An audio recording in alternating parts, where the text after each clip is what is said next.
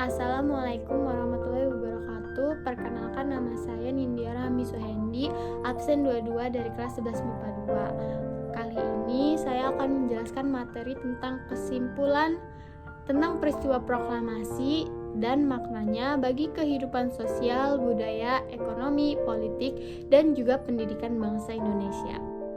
Langsung saja ke materinya. Yang pertama yaitu menuju kemerdekaan Indonesia 1945. Yang pertama ada pada tanggal 6 Agustus 1945, sebuah bom atom dijatuhkan di kota Hiroshima, Jepang oleh Amerika Serikat.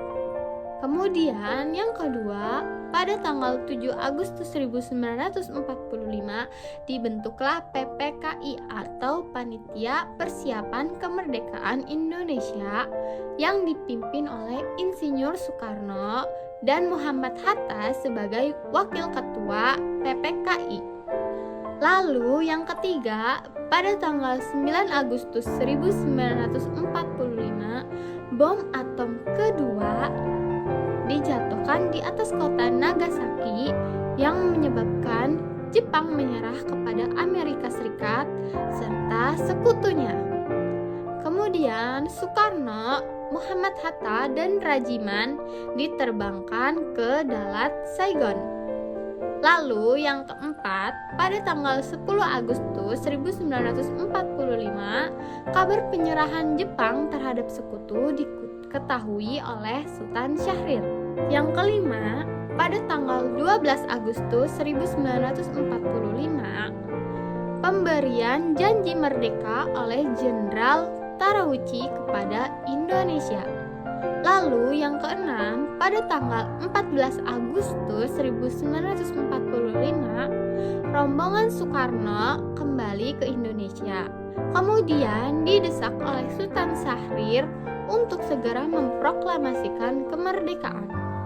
Yang terakhir yaitu yang ketujuh, pada tanggal 16 Agustus 1945, di mana Soekarno, Muhammad Hatta, Fatmawati, dan juga Guntur yang waktu itu berusia sekitar 8 bulan diajak oleh golongan muda ke Rengas Dengklok.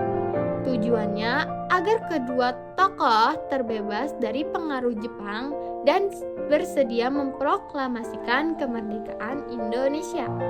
Mengapa peristiwa Rengas Dengklok terjadi? Karena pada saat itu terjadi perbedaan pendapat antara golongan tua dan juga golongan muda. Nah, pada saat itu golongan muda menginginkan untuk segera memproklamasikan kemerdekaan yang bertepatan pada tanggal 17 Agustus 1945. Kemudian sebaliknya, golongan tua ingin menunggu kemerdekaan yang diberikan oleh bangsa Jepang kepada Indonesia atas persetujuan PPKI. Lalu, bagaimana setelah para pemuda melepas golongan tua tersebut? Nah, rombongan Soekarno berkumpul di rumah Laksamana Maeda di Jalan Imam Bonjol nomor 1 bersama para tokoh nasionalis untuk merumuskan teks proklamasi. Mereka berjumlah 40-50 orang. Lalu, pada pukul 5 pagi 17 Agustus 1945, para pemimpin dan pemuda keluar dari rumah Laksamana Maeda dengan diliputi kebanggaan. Mereka telah sepakat untuk memproklamasikan kemerdekaan di rumah Soekarno di Jalan Pegangsaan Timur nomor 56 pada pukul 10 pagi. Makna proklamasi kemerdekaan bagi bangsa Indonesia. Yang pertama yaitu menandai lahirnya bangsa Indonesia sebagai bangsa yang merdeka. Proklamasi kemerdekaan Indonesia tanggal 17 Agustus 1945 merupakan peristiwa bersejarah bagi bangsa Indonesia. Peristiwa ini menandai kelahiran negara Indonesia sebagai pernyataan atas kemerdekaannya sebagai bangsa Indonesia.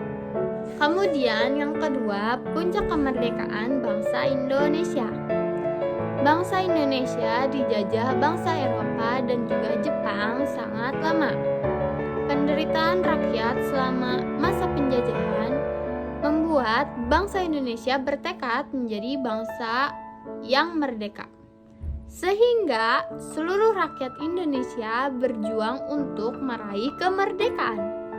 Proklamasi kemerdekaan adalah hasil dari perjuangan para pahlawan.